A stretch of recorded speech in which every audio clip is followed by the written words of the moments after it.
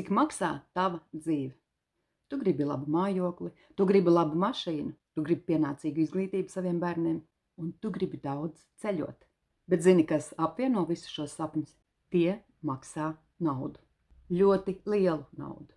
Un tagad izskatīsim, kas būs, ja tu turpinās dzīvot tā, kā tagad. Paņemsim vidējās statistiskās cenas.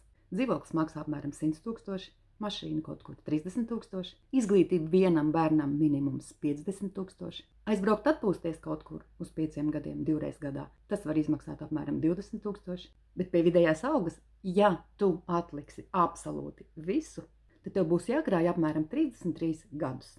Bet ja tev nāksies šo naudu iztērēt rēķiniem, ēdieniem, komunālajiem pakalpojumiem, apģērbam, un piemēram tu varēsi atlikt minimums 100 eiro mēnesī, tad tev būs jākrāj 166 gadi. Tā ir vienkārši matemātika, ar kuru nevar strīdēties.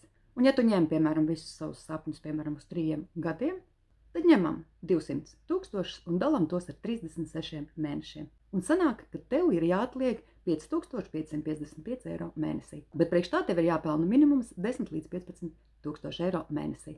Un lai cik tev sāpīgi nebūtu, tieši tagad vajag izdarīt savu izvēli.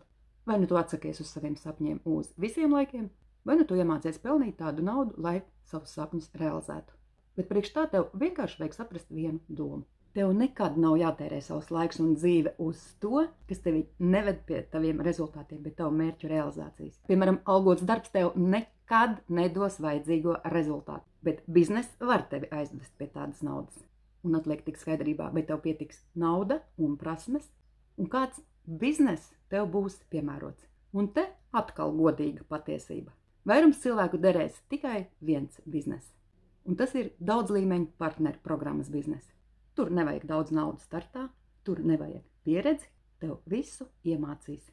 Nepatīk partneru programmas? Tad parādi man labāku ceļu. Nu ko, cik maksā tava dzīve?